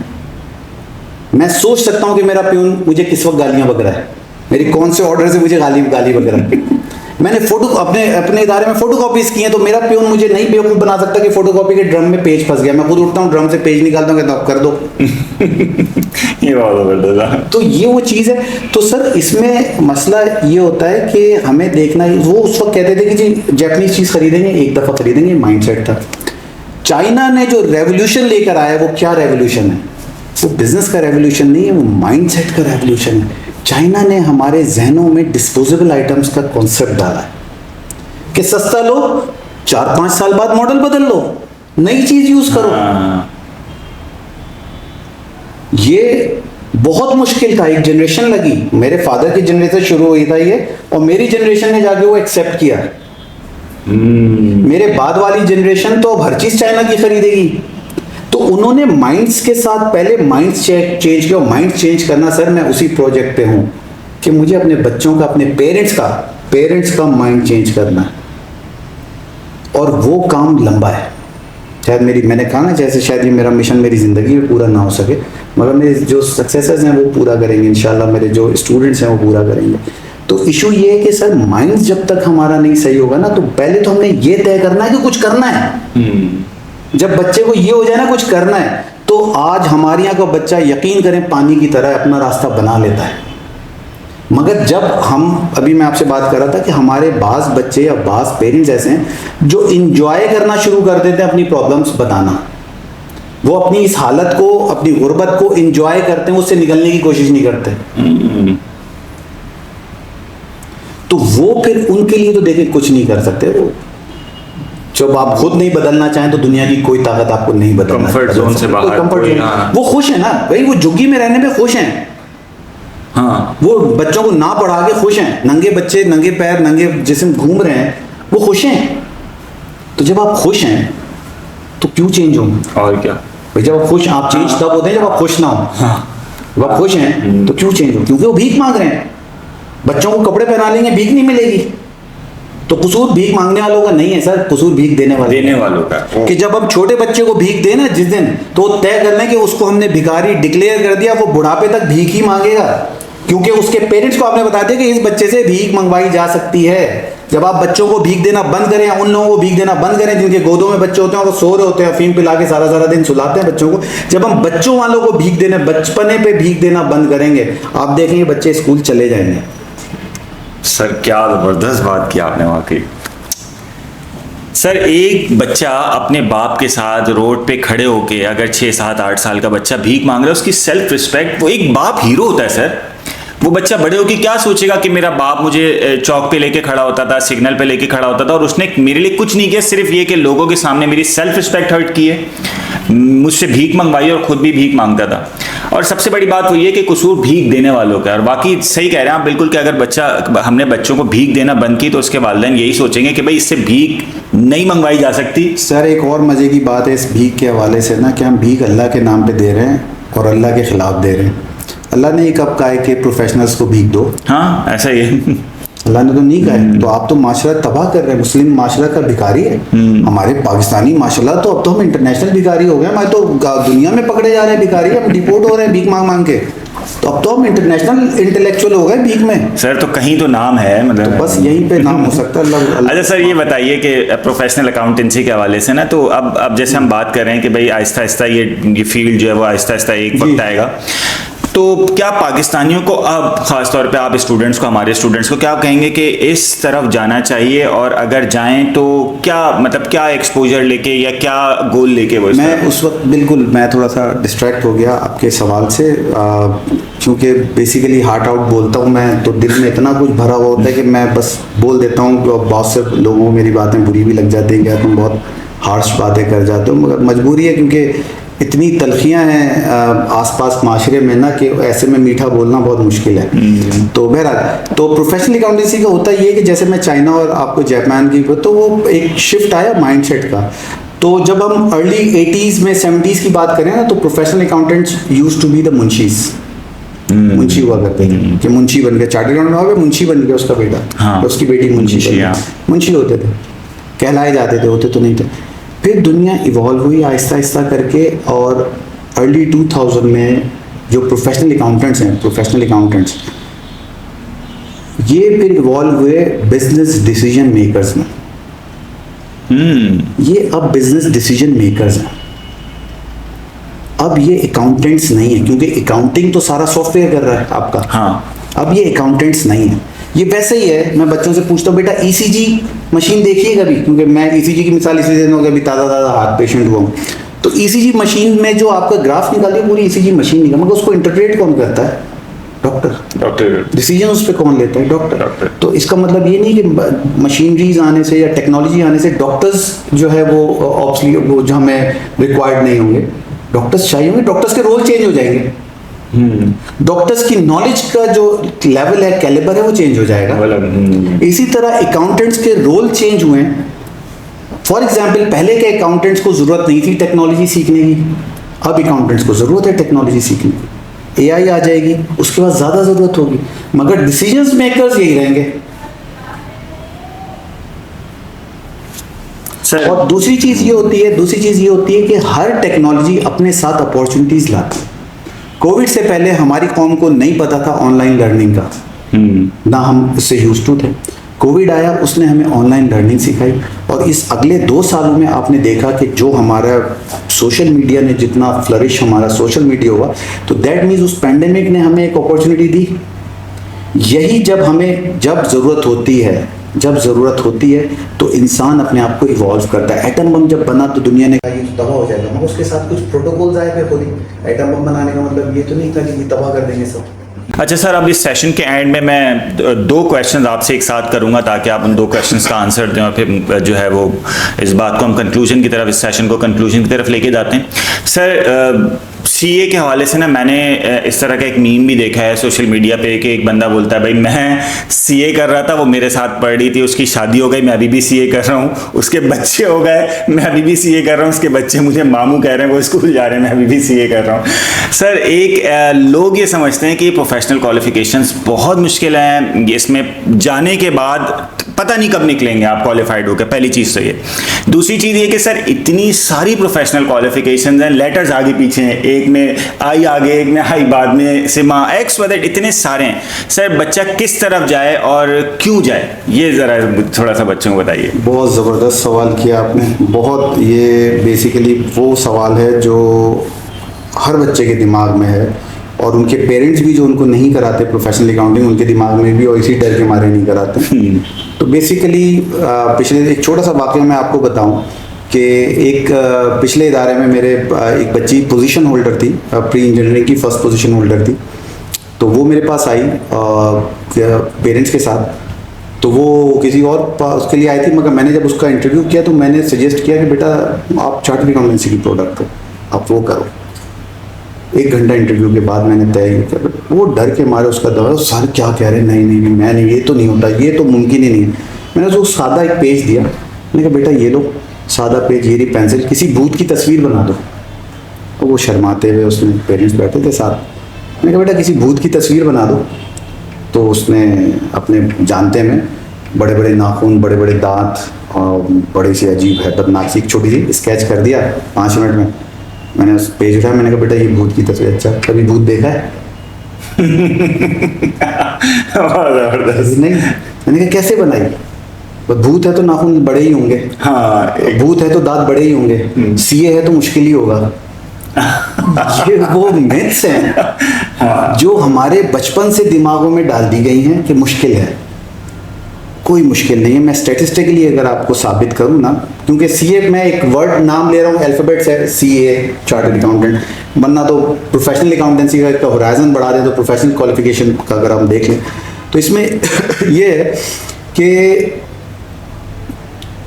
अगर आप ग्रेजुएशन अपना बीकॉम अब तो एडीसी हो गया। बीकॉम का पासिंग परसेंटेज देखें कितना है, 16 17। मैंने जिस साल पास किया था उस वक्त 13% था, कम ज़्यादा होता है। 13 to ICAP का पासिंग परसेंटेज नियर अबाउट 40%। ओह, तो स्टैटिस्टिकली कौन मुश्किल है, बीकॉम। हाँ, अगर वो बीकॉम, पासिंग, मगर आपने किसी के मुंह से सुना कि यार बीकॉम कर रहा है उसका बच्चा, यार इतना मुश्किल है? नहीं, क्योंकि मिथ्स नहीं है, वर्ड ऑफ माउथ बुरा नहीं है। 40%, 35%, 40% अगर आपका किसी भी प्रोफेशनल क्वालिफिकेशन में रिजल्ट है तो बहुत अच्छा है। देखिए 100% तो हो नहीं सकता, उसकी वजह क्या है कि अगर 100% हो तो भी इसकी वैल्यू वही होती है कि पत्थर उठाओ नीचे से एक चार्टर्ड अकाउंटेंट निकलता। दूसरा, अगर हम ग्लोबल पर्सपेक्टिव में देखें तो ज़रा सा रिसर्च करें। बच्चों को मैं आज मशवरा ये देता हूँ कि ज़रा गूगल पे सॉन्ग्स और फिल्म्स और ड्रामास के अलावा ज़रा गूगल करें कि दुनिया में कितने ऐसे ग्लोबल, जो आपका जो कहना चाहिए कि एक तो चार्टर्ड अकाउंटेंट्स के जो स्पेशली मैं आपको बात बताऊं कि दुनिया में चार्टर्ड अकाउंटेंट्स नहीं है, कोई 22-25 चार्टर्ड अकाउंटेंट बॉडीज़ हैं, ICAP is one of them. फिर दूसरा आप ये देखें कि दुनिया में ज़रा देखें पाकिस्तानी क्वालिफिकेशंस कितनी हैं जो दुनिया में रिकग्नाइज्ड हैं, वैल्यूएबल है, कि जो पूरी दुनिया कहती है आइए हमारे पास आ जाइए, इमिग्रेशन ले ली, कितनी है ज़रा देखें। कितने हमारे MBAs रिक्वायर्ड हैं, कितने हमारे डॉक्टर्स रिक्वायर्ड हैं, कितने हमारे इंजीनियर्स रिक्वायर्ड हैं, IT प्रोफेशनल्स थोड़े बहुत रिक्वायर्ड हैं, अल्हम्दुलिल्लाह, अल्लाह ताला इसको कायम रखे। मगर बाकी प्रोफेशंस किधर रिक्वायर्ड हैं हमारे? उसमें जब आप देखें हमारे प्रोफेशनल अकाउंटेंट्स रिक्वायर्ड हैं कि नहीं, तो ग्लोबली प्रोफेशनल अकाउंटेंट्स की शॉर्टेज है। ओह, अभी भी कोई ACCA के मुताबिक कोई ACCA मेंबर पूरी दुनिया में जॉबलेस नहीं है। ओह, पूरी दुनिया में। हाँ, कोई हक से जॉबलेस हो कि मुझे नहीं करना, मुझे 50 लाख की तनख्वाह चाहिए, तो फिर वो अपने हक से जॉबलेस है। वो अपने हक से घर पे बैठा है कि भाई मुझे करनी नहीं है, ऐसी की तैसी कर लो कुछ भी, मगर वैसे जॉबलेस नहीं है। और दूसरा जो इसमें सबसे बड़ा प्रॉब्लम है ना, बताने वाले जब एडमिशन लेते हैं इदारे, तो ऐसा स्क्रीन सेवर बच्चों के दिमाग में डाल देते हैं कि आपने CA करना है और अगले दिन आपके पास 0 मीटर कार आ जाएगी, उसके बाद आपको एक घर मिल जाएगा, उसके बाद वो फर्निश घर होगा 1000 गज का, और ये चीज़ें बताई जाती हैं। स्टूपिड स्टेप, आप छत पे नहीं जा सकते पहली सीढ़ी पे कदम रखे बगैर। तो हर चीज़ का एक पीरियड है ना, उसको आप गुजारते हैं। एक्सपीरियंस, मोर एक्सपीरियंस, मोर रिवॉर्ड्स, वो करते करते फिर आप एक सर्टेन, हाँ ये कहें कि जी जिस एज में आप 25, मैं बच्चों को रोड मैप बना के देता हूँ अपनी काउंसलिंग में कि जी बेटा अभी आप तुम 16 साल के हो, 18 साल के हो, एट द एज ऑफ 25 तुम किधर होना चाहिए तुमको, ये तय करो बैठ के आज मेरे साथ कि 25 साल, क्योंकि उसके बाद तुम पोस्ट क्वालिफिकेशन एक्सपीरियंस के पास जाओगे। 27 साल की उम्र में अम्मा 28 साल की उम्र में चेहरा सजा देंगी सर पे। उस वक्त तक तुम कितने एस्टैब्लिश होगे, ये इस तरह का रोड मैप देना है बच्चों को ना। तो ये वो चीज़ है। अब आपकी जो प्रोफेशनल अकाउंटिंग क्वालिफिकेशंस है ना, इसकी मेथड्स बहुत ज़्यादा हैं, ये कोई इतनी मुश्किल नहीं है, पूरी जिम्मेदारी के साथ बता रहा हूँ, मुश्किल नहीं है। सब्जेक्टेड कि वो बच्चा इसकी ड्यू जो मेहनत है वो कर रहा है कि नहीं। आप CA 50 साल से कर रहे हो, पढ़ ही नहीं रहे तो कैसे करोगे? ACC आप 25 साल से करो, पढ़ ही नहीं रहे तो कैसे करोगे? ड्यू आप उसको रिस्पेक्ट देंगे, किसी क्वालिफिकेशन देंगे। वही बात है ना, हमारे यहाँ एप्टीट्यूड चेक नहीं किया जाता बच्चों को एडमिशन देने से पहले, जो आ रहा है, जो पैदा हो गया वो कर लेगा हर चीज़, ऐसा नहीं होता ना। तो मैं तो अपनी काउंसलिंग में सबसे पहले चेक ही करता हूँ कि वो प्रोडक्ट है कि नहीं है। जिस क्वालिफिकेशन के लिए नहीं आता तो मैं उसको बड़ा सच्चे से बता देता हूँ, बेटा ये नहीं, ये कर सकते हो, ये कर लो। तो इशू ये होता है कि वो पास कर लेते हैं, पास नहीं करते, जो नहीं करते वो बाद में आ जाते हैं। तो इशू ये होता है कि जनाब हम पहले चेक करें कि हमारे काबिल है ये क्वालिफिकेशन कि हम काबिल हैं कि नहीं। किसी भी क्वालिफिकेशन पे हर बंदा पायलट नहीं बन सकता, हर बंदा डॉक्टर। IT, मैं फॉर एग्जांपल मैं IT, मैंने बहुत कोशिश की IT फील्ड में जाने की, मुझे कुछ समझ में नहीं आया। मैंने तय कर लिया कि यार मैं इस प्रोफेशन के लिए नहीं हूँ, मुझे नहीं समझ में आया। ऑल्दो बहुत इंपॉर्टेंट है, लेकिन दो चीजें थी ना कि मैं डफर समझ के अपने आप को बैठ जाता कोई, यार मैं तो डफर हूँ, मुझे IT नहीं था, मैं दूसरी फील्ड में आ गया। तो अपने बारे में फैसला सही करना बहुत ज़रूरी है, नंबर 1। नंबर 2 कि आप उसको देख लें कि आप उसकी मेहनत सही कर रहे हैं कि नहीं। अब मेहनत सही कर रहे हैं कौन बताएगा? ये आपको उस प्रोफेशन के एक्सपर्ट्स, आपके टीचर्स बताएंगे। टीचर्स का रोल बहुत इंपॉर्टेंट है, बहुत इंपॉर्टेंट है टीचर्स का रोल। तो टीचर्स बताएंगे। उसके बाद आप वो ड्यू मेहनत करें। मैंने फिर फेल होते हुए नहीं देखा। जब ये दो कॉम्बो सही बन जाए, आपको गाइडेंस सही मिल जाए, आपको टीचर सही मिल जाए, टीचर सही मिल जाए, और आपने उसकी ड्यू जो है उसकी मेहनत कर ली, तीनों जब आपका कॉम्बो बनता है तो आप एक प्रोडक्ट बनते हैं, ला महला बनते हैं। कभी देर हो जाती है, कभी एक सेमेस्टर का आगे पीछे हो जाता है, इससे ज़्यादा का आगे पीछे मैंने अपनी लाइफ में नहीं देखा। हाँ, नहीं पढ़ने वाले तो मैं फिर खुद ही 2 सेमेस्टर के बाद उनको कहता हूँ, बेटा try to do something else, ये तुम्हारे मतलब this cup of tea is not for you. Try कर ली ना, अब जिंदगी में कोई हसरत तो नहीं थी कि मैं वो कर लेता तो मैं आज वो होता। ट्राई कर ली ना, अब डू समथिंग एल्स। और एक स्टेप जिंदगी में नीचे उतर आना प्रोफेशन में नाकामी नहीं होता। बच्चों को मैं क्लियरली बता रहा हूँ, एक स्टेप नीचे उतर आना नाकामी नहीं होता। ओह अच्छा, यूजुअली लोग यही कहते हैं ना, यार एक चीज स्टार्ट कर दी मैं पीछे कैसे हटूंगा। ना ना ना ना ना ना, ये भी बहुत बेवकूफ़ी की बात है बाबा। आपकी जेब में 20 रुपए हैं, 10 रुपए किसी वजह से गिर गए, तो जो बचे हुए 10 रुपए उसकी तो हिफाजत कम से कम उसकी कदर कर लें। उसकी बेकदरी क्यों करना है? तो ये गलत बात है। कोई प्रोफेशनल क्वालिफिकेशन मुश्किल नहीं है। हाँ, इसके लिए जो रिक्वायर्ड रॉ मटेरियल है, दैट इज मेहनत, दैट इज डायरेक्शन। देखिए, डायरेक्शन अगर नहीं है ना तो आपकी सारी मेहनत ज़ाया हो जाती है। फॉर एग्जाम्पल, मैं आपको कहूँ कि ये दीवार तोड़नी है, आप भूल जाएं मेरे जाने के बाद आप ये दीवार तोड़ना शुरू हो जाएं, तो आपकी मेहनत तो कम नहीं लगेगी, इस दीवार को तोड़ने में मेहनत तो उतनी लगेगी, मगर डायरेक्शन चेंज होने की वजह से आपका काम नहीं होगा, आपका जो गोल है वो अचीव नहीं होगा। तो direction is even more important. जब भी मैंने कहा कि slow and steady win the race नहीं है, smart and fast can win the race. Now हर दफा खरगोश नहीं सोएगा आपकी रेस में, हर दफा आपका कॉम्पिटिटर नहीं सोएगा रेस में, हर दफा आपका कॉम्पिटिटर गलती नहीं करेगा। जब वो गलती नहीं करेगा तो आप कैसे जीतोगे? आप तो उसकी गलती के इंतजार में बैठोगे ना। तो एक खरगोश और कछुए के एक जो मोरल, जो स्टोरी के जो सेंट्रल आइडिया ना, वो ये वाला चैप्टर कोई नहीं पढ़ाता कि क्या खरगोश हर दफा सो जाएगा। सर ये बिल्कुल वही एग्जाम्पल आप दे रहे हैं, जिस तरह पहले टेस्ट क्रिकेट हुआ करती थी ना, उसमें स्लो, अब आहिस्ता से T20 की तरफ आ गए, लेकिन हमारी क्रिकेट अभी तक नहीं। तो क्या क्रिकेटर्स भूखे मर रहे हैं? क्रिकेटर्स ज्यादा कमा रहे हैं। क्रिकेट का क्या हाल हो गया है? ओल्ड स्कूल ऑफ थॉट वाले अभी भी टेस्ट क्रिकेट को ही क्रिकेट समझते हैं, ठीक है, मगर प्रोफेशनल जो क्रिकेटर्स हैं, जिनका ब्रेड एंड बटर क्रिकेट से लो, तो अब ज्यादा कमा रहे हैं। ये वही बात है कि जी ये प्रोफेशन में, ये तो प्रोफेशन खत्म, कोई प्रोफेशन खत्म नहीं होता, प्रोफेशन इवॉल्व होता है। फॉर एग्जाम्पल, अगर मैं अपने फादर के, तो नाई होता था, नाई बार्बर, नीम के पेड़ के नीचे बैठा होता था, ऐसा ही है। उसके बाद वो बना, शॉप में आ गया, फिर वो बन गया बार्बर, हाँ, फिर वो हेयर ड्रेसर बना, अब वो हेयर स्टाइलिस्ट बना, हाँ, तो चेंज हो रहा है ना। और अब फिर वो जर्मनी, इंग्लैंड, फलाना जगह से डिप्लोमास करके आते हैं और फिर आपकी बैंड बजाते हैं, तो वो गलत नहीं करते, प्रोफेशन इवॉल्व हो गया। हाँ, अब आप ढूंढे नहीं जी मुझे तो नीम के पेड़ के नीचे बैठा हुआ नहीं, वो गांव देहातों में मिल जाएगा, मगर वो चेंज जो नहीं चेंज होगा वो अभी नीम के नीचे बैठा है। आपने ये तय करना है कि आपने नीम के नीचे बैठना है या एसी वाली जगह पर। अब आपने तय करना है कि what you want to be. ये कोई नहीं तय करके देगा स्टूडेंट्स को।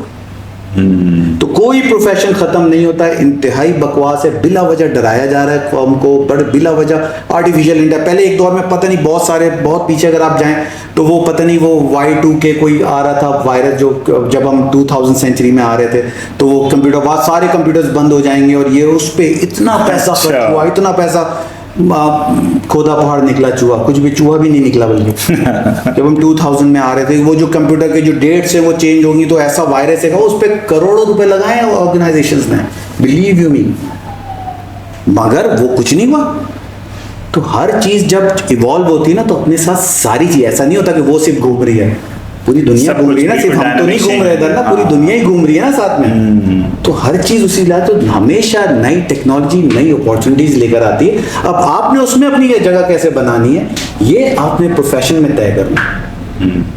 पहले साइकिल थी आपकी सवारी, फिर मोटरसाइकिल हुई, फिर कार हुई, फिर जहाज आया, फिर तो हर चीज आती जा रही है। मगर क्या जहाज के आने के बाद साइकिल्स खत्म हो गई, मोटरसाइकिल्स खत्म हो गई? उनकी वैल्यूज तो अपनी जगह पर है। तो हर चीज की अपनी एक जगह है, वो अपनी जगह पे रहेगी। उसका यूज कैसे करना है, ये टैलेंट है। वो प्रोड्यूस करना पड़ेगा। तो कोई चीज़ नंबर वन मेरी कि कोई चीज़ मुश्किल नहीं, आप उसकी रिक्वायर्ड मेहनत करें, वो आपको मिल जाएगी।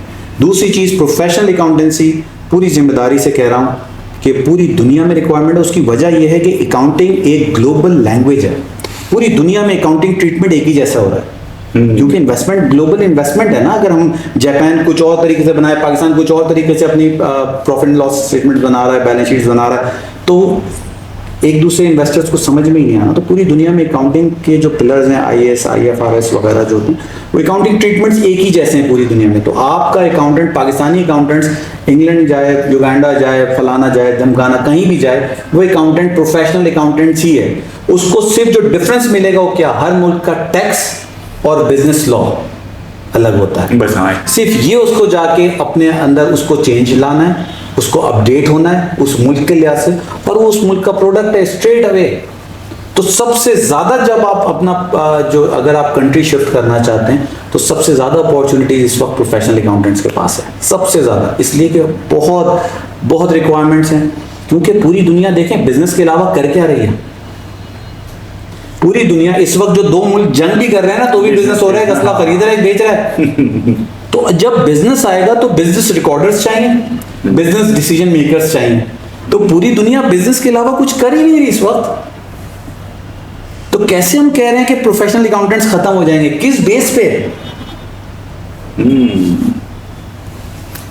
Thank you so much sir, बहुत अच्छा लगा आपसे बात करके। बहुत चीज़ों पे हमारा डिस्कशन हुआ, ख़ासतौर पे लास्ट में हमने अपने स्टूडेंट्स के लिए बहुत यूज़फुल और बहुत अच्छी चीज़ें हमने डिस्कस की कि ACC और CA से रिलेटेड भी और प्रोफेशनल अकाउंटेंसी से रिलेटेड लास्ट में जो हमने डिस्कशन किया वो ऑब्वियसली हमारे स्टूडेंट्स के लिए बहुत ज़्यादा फ़ायदेमंद होगा। सर इंशाल्लाह फिर एक और सेशन आपसे रखेंगे, या इंशाल्लाह फिर बात करेंगे इस हवाले से ही मज़ीद, क्योंकि अभी मुझे लगता है सर थोड़ा सा हम तशना रह गया। थैंक यू व्यूवर्स, इंशाल्लाह मज़ीद फिर हम वीडियोज़ आपके लिए बनाएंगे। इंशाल्लाह नेक्स्ट वीडियो में आपसे मुलाकात होगी। मुझे और सर को इजाज़त दीजिए। थैंक यू सो मच, अल्लाह हाफ़िज़।